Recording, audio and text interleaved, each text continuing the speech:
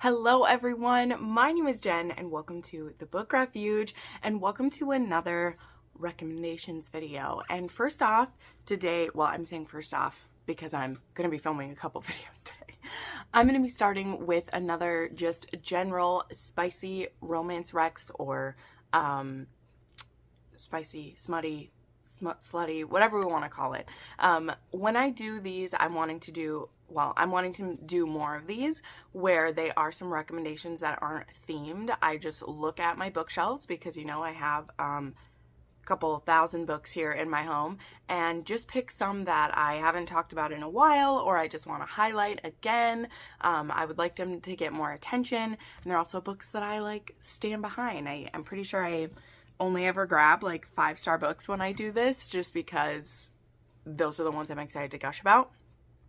But I'm also going to do this in kind of a rapid fire fashion because I want these videos to be like shorter, sweeter. People want to click on them because they're excited about it, and we go from there. So yeah, I think I have like 8 to share and we're just gonna bam through these. We'll see if I'm able to do that. Anyway, I have my protein coffee right here. I've been doing like water every day because TikTok really snagged me into doing like water of the day. But today I needed some protein coffee. So it's just caramel cold brew and a Fairlife chocolate protein shake. And it's so good and creamy. Anyway, that was enough of a side note, but here we go. So I'm going to start off with Bexley's Biker by Misty Walker. This is a shiny book. Pardon me. Let me hold it in a position where we're good. There we go. So this is actually book 3 in the Royal Bastards MC. I do suggest, of course, you start at the beginning, but since I'm doing random recommendations, you can absolutely start with this one. You'd be just fine. Anything you have to know about that's backlog, like you will, particularly because the hero in this one, I think this one is Khan. I think the hero's name is Khan. Let me double check.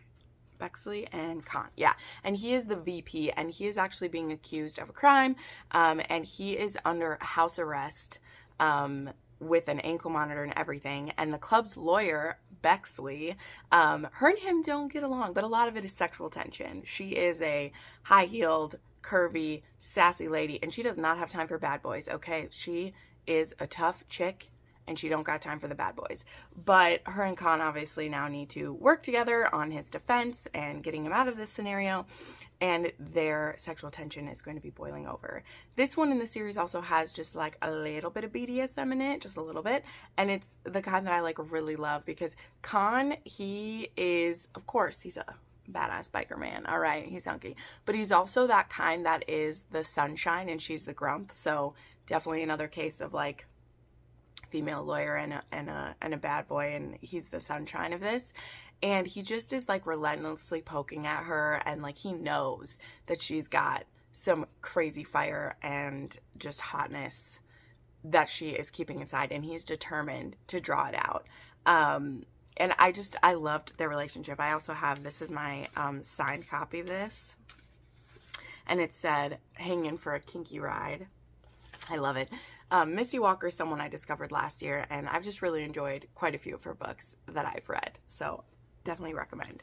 I'm going to end up saying that a lot as well because I can't help it. But also, The Rivalry by Nikki Sloan. Now, I actually saw my friend Cheyenne from That Tall Book Girl was reading this the other day, and it just got me so excited because this is a Nikki Sloan that like doesn't get brought up a lot. I know I had it in a recent video that was if you like this author, read this book, but I wanted to bring it up in this like independent video as well because this one is actually like new adult, it's college, but it's Nikki Sloan, so like it's spicy, like it's new adult because of their ages, not because of their content. And I love these two because this is actually a football player and a cheerleader, but they are from rival colleges, and like she's the cheerleading captain and he's a football captain, and they meet at a wedding because they actually have mutual friends, and they almost hook up at this wedding, but one of them gets called away to help a friend, and so they're never able to make it happen, and they end up approaching their their mutual friends, because I think he's friends with the groom and she's friends with the bride, and he asked for her info, and when he finds out what school she goes to and like who she is, he's like, oh cool, and she finds out and she's like, I can never date that that football player from that team because we're rivals. And her dad is the coach of her football team. She was actually, I think, like born at a football game. Like it's intense. The rivalry is real.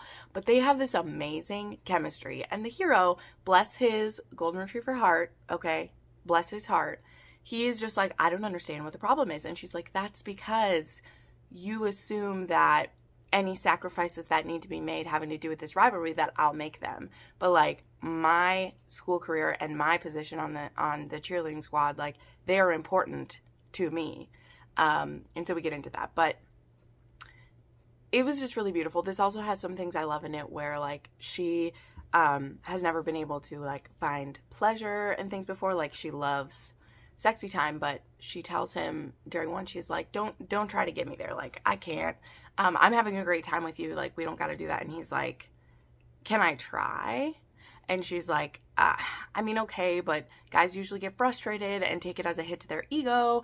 And like, I can't. So sure, we can keep fooling around. You can try, but like, please don't take it to heart and like ruin this thing we got because like I'm having a good time. And I love those kind of conversations, but I also love a hero who his golden retriever attitude steps up and he's like, yeah, but we're in college. Like I know not all guys will take the time for this. So let me see what I can do. And boy, can he do it. Also, I realized I brought up another author from that video. There are just some books that I love to be able to gush about, okay? Like Claire Kent is someone that I have been pretty obsessed with for a couple years now. I love her stuff, and I never see enough people reading this book. I mean, I never see enough people reading her books as a whole. I know they are kind of a specific niche, but she is able to put so much emotion into kind of like ordinary scenarios or extraordinary scenarios as well, because there is some sci-fi and apocalypse books. But this is one that I just want it to catch on so much, and it's about 10 years old, so like it deserves its next wind, like hardcore it does. And I've been seeing some people on Instagram do like guides to Claire Kent, and I mean I've made a thing about it too, and I just love her. So Escorted is a male escort romance, and our heroine is a female author, and she's a virgin, and so she hires this escort to, you know, give her virginity to, and to learn more about sex in actuality. And so they end up in this relationship where she sees him, I think like almost weekly or bi-monthly, which I'm like, girls' books must be making a lot of fucking money if she's able to afford that. But I just really like this. It's definitely like a role reversal scenario too. And I just love these two and their connection. And Claire Kent does like awkward sexual encounters so well, where they're still hot even when they're like making you have like a little bit of secondhand embarrassment. They're just so good. So highly recommend Escorted. It has a different cover now. This one was actually sent to me by a friend. I think SD sent it to me. And so I do have like an original cover of this, but love it. Then we have a little more recent release, but I'm absolutely obsessed with this one, so I don't care. And that's Tempt by Melanie Harlow. This was a spicy, sweet, good time, okay? This one is a ex's dad, and they don't know that about each other when they meet at a bar in LA. I think they're in LA. He is a former Navy SEAL, and now he's in private security, and she is a wedding planner from Cloverleaf Farms, small town where she's from, and he happens to be there for a job, and she's there for a conference, and he actually kind of has her back at the bar when someone's being a creep to her, and he's like, you know, I didn't mean to like step on your toes, I just really wanted to tell that guy to fuck off. And she's like, it's not every day that someone tries to be a hero for me, and I really appreciate it. And he looks at her, this full-figured, beautiful woman, and he really wants her, but he also doesn't want to, you know, make it feel like he needs that because of him like stepping in or anything. He definitely doesn't want her to feel like she owes him anything. But she's like, I really want to do this. So she and him have a one-night stand, and it is hot. So this is one of those stories that like, yeah, there's a lot of steam going on right away. But then the way that the story like progresses is that she's a wedding planner, and she is actually planning the wedding of her ex-boyfriend. And her ex-boyfriend has a dad that he's been looking for years, because his mother had never told his father that they had a baby. Like, she couldn't, I can't remember if she couldn't find him or just didn't think he would be a good dad, but he finds out that he has a son, and he gets invited to the wedding. So he sees this woman again who he had this amazing one-night stand with, and it's his son's ex, his son that he is trying to be in his life now. And so how are they going to make this work? And I really love this book because it goes beyond the wedding weekend and it deals with a long-distance relationship and them being in different places in their lives. And will he want kids when he is quite a bit older than her and he feels like he's past that part of his life? And is she willing to compromise on any of the things that she wants? They also just have this really beautiful friendship that grows after they've slept together because they're long distance. Like, they have to talk on the phone. They have to video chat. They know so much about each other's lives more than like some one-night stand books that you read. And so when it gets to the point of the story where some sacrifices are made and some like changes get made, like, I believe they would do it for each other, because that's what people do when they love someone, is they make those compromises. And people on the outside might see like, oh, well, you're giving something up for this person. And it's like, no, the things I'm giving up aren't more important than this wonderful person that I could have in my life. So I absolutely loved that book. And it's one of my favorite Melanie Harlow's, like, hands down. All right. Then we're switching up, and I have Games with the Orc by Catherine Moon. This is book 1 in the Monster Smash series. This little beauty came out, I think, right at the end of last year. Yeah, the very end of last year. And I just was very charmed by it. Now, this book is 80% Monster Smash. Like, it absolutely is. Because the heroine, she breaks up with a partner, and she wants to live out a lot of kinks that she feels like she has, but she's never got to try them because her current partner wasn't comfortable with them. And so, being that this is in a world of monsters, there's a monster like escort service or monster sexual experience service that you can connect with, and you can tell them your fantasies and they will hook you up. So she signs up for like a full week with an orc, and she gives a list of all the scenarios she would like to try. And our hero, he is the orc, and he has been doing this for quite a few years, and he loves giving women the experiences that they want. So that's what they go about doing.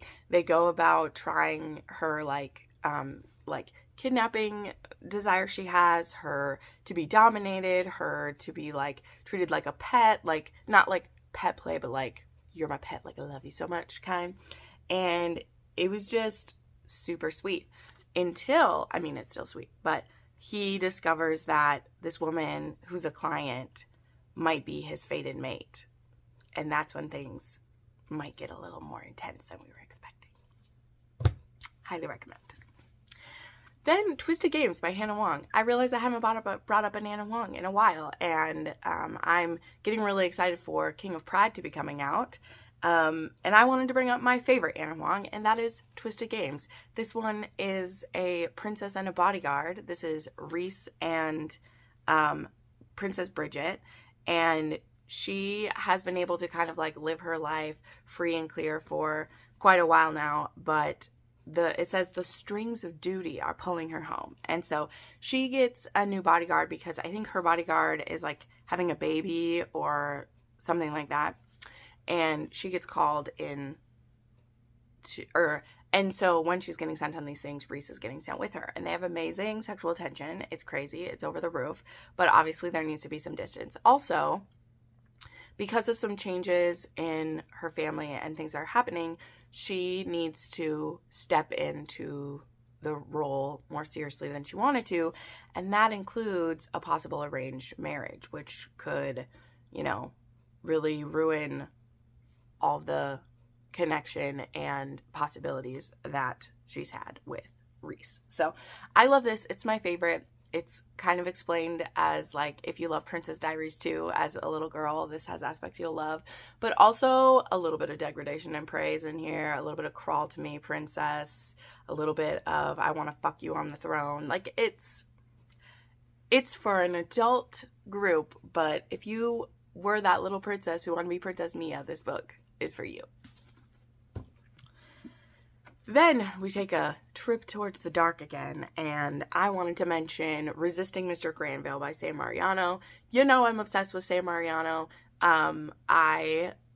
When her new releases come, I am very miserly with when I read them because I want them to last forever, and I only have like 3 books of hers that I haven't read. But this was one that came out, and it was part of the Blurred Lines series, which I was trying to make my way through, but whenever these like anthology like series come out, I get so behind because I just can't read 30 books that come out. But this one is very interesting. This is a mom's ex-boyfriend.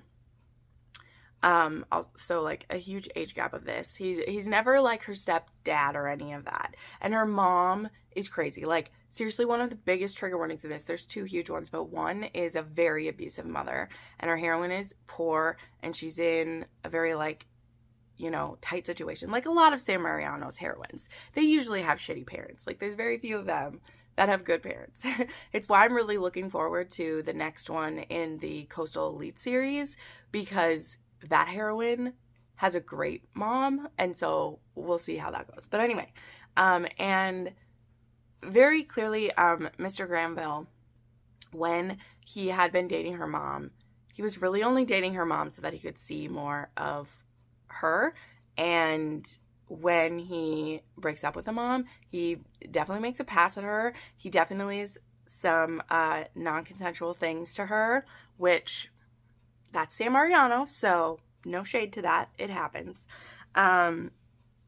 But she also is in school with his sons, and she ends up being like partnered with one of his sons for a project. And so she goes to his house quite often to work on this project, and he continues to kind of make his moves on her. But what became very beautiful about this story to me is that he knows what a horrible situation she's in. So there's a point where he mans up a little bit, and he's like, you know what? This isn't all about me getting the tail that I want, getting this hot young thing in my bed.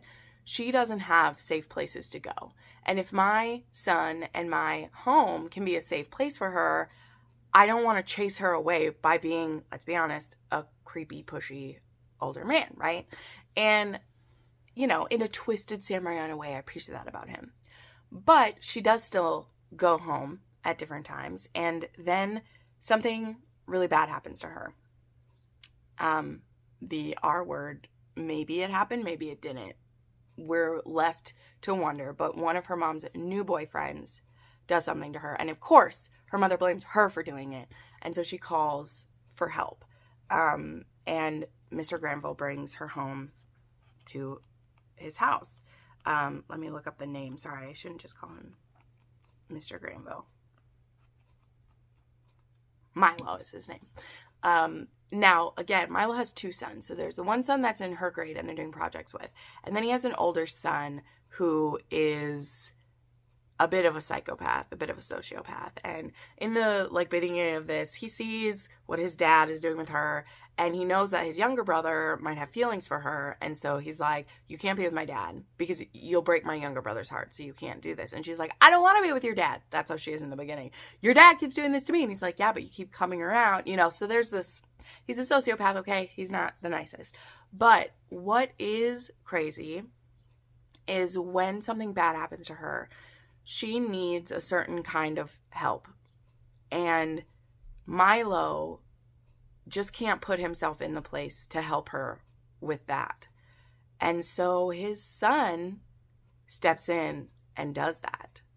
And it's a intimate kind of help. And this is a Sam Mariano book, so we'll leave it to you. But I will say, I did not expect that twist. I gasped out loud because, again, Sam Mariano does that to me. And I thought it was fascinating. Honestly, I was like, this is twisted and amazing at the same time. So, there we go. And then I just wanted an excuse to hold up this beautiful book again. So there's The Auction by Maggie Cole. This is a part of a duet, which ended up being kind of a rapid release for her. So welcome to Cub Indulgence. And this book is about Riggs and Blakely. And Blakely is the daughter of his business partner. And so there's a pretty big age gap between the two of them. But he's also younger than her dad. So I think it's about like a 10 or 12 year difference. And her father is very abusive towards her. And so at the beginning of this book, she actually runs away from home. Like her and Riggs had kind of a connection, but it's more important that she look out for herself. And so she runs away from home, changes her name, and she becomes like a lounge singer, basically.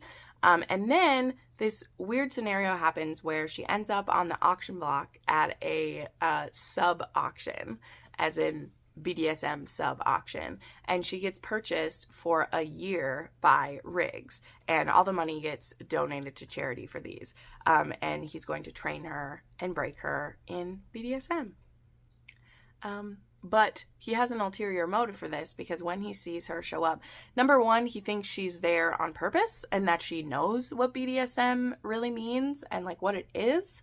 And she had kind of just stumbled into there. So he's thinking, oh my God, I didn't realize that Blakely was into this. This is amazing, because I've always kind of wanted her, but things have changed with him and his business partner, and he has become, he wants to take him down. So he's like, this is going to be good for me in multiple ways. I will get to train Blakely as my sub, as well as stick it to her old man.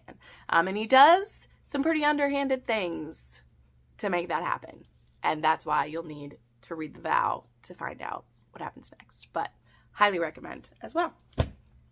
So there you go. Those are some random, unconnected, spicy, smutty, slutty romances for you to dive into. Let me know which of those you're interested in, or which ones you've read and how you feel about them.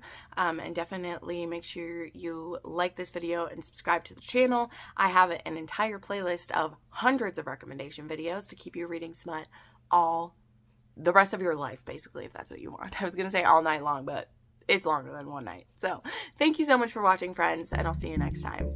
Bye.